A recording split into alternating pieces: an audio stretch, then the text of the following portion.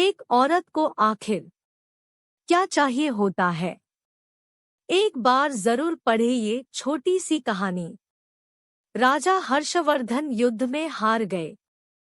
हथकड़ियों में जीते हुए पड़ोसी राजा के सम्मुख पेश किए गए। पड़ोसी देश का राजा अपनी जीत से प्रसन्न था और उसने हर्षवर्धन के सम्मुख एक प्रस्ताव रखा। यदि तुम एक प्रश्न का जवाब हमें लाकर दे दोगे तो हम तुम्हारा राज्य लौटा देंगे, अन्यथा उम्र कैद के लिए तैयार रहें। प्रश्न है, एक स्त्री को सचमुच क्या चाहिए होता है?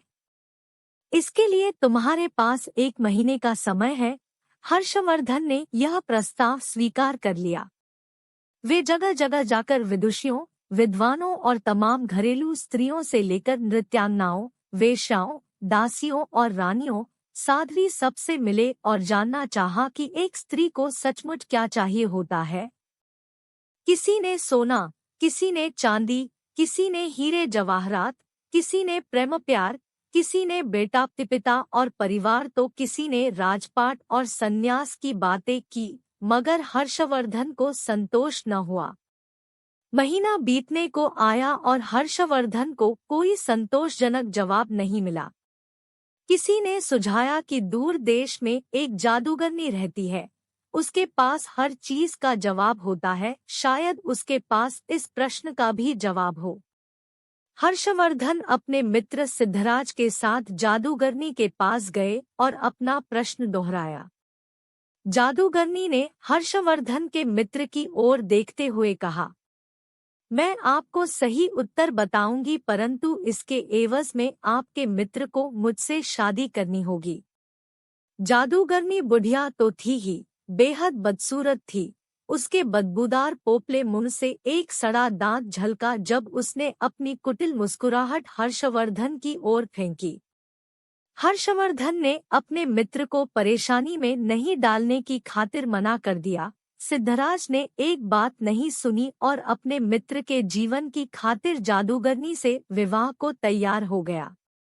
तब जादूगरनी ने उत्तर बताया, स्त्रियां स्वयं निर्णय लेने में आत्मनिर्भर बनना चाहती है। यह उत्तर हर्षवर्धन को कुछ जमा पड़ोसी राज्य के राजा ने भी इसे स्वीकार कर लिया और उसने हर्षवर्धन को उसका राज्य लौटा दिया। इधर जादूगरनी से सिद्धराज का विवाह हो गया। जादूगरनी ने मधुरात्रि को अपने पति से कहा, चूंकि तुम्हारा हृदय पवित्र है और अपने मित्र के लिए तुमने कुर्बानी दी है, आथा मैं 24 घंटों में 12 घंटे तो रूपसी के रूप में रहूंगी और बाकी के 12 घंटे अपने सही रूप में। बताओ तुम्हें क्या पसंद है? सिद्धराज ने कहा, प्रिय, यह निर्णय तुम्हें ही करना है। मैंने तुम्हें पत्नी के रूप में स्वीकार किया है और तुम्हारा हर रूप मुझे पसंद है। जादूगरनी यह सुनते ही रूपसी बन गई। उसने कहा, चूंकि तुमने निर्णय मुझ पर छोड़ दिया है तो मैं अब हमेशा इसी रूप में रहूंगी। दरअसल मेरा असली रूप ही यही है। बदसूरत बुढ़िया का रूप तो मैंने अपने आसपास से दुनिया के कुटिल लोगों को दूर करने के लिए धरा हुआ था। अर्थात सामाजिक व्यवस्था ने औरत को परतंत्र बना दिया है, पर मानसिक रूप से कोई भी महिला परतंत्र नहीं है। इसीलिए जो लोग पत्नी को घर की मालकिन बना देते हैं, वे अक्सर सुखी देखे जाते हैं।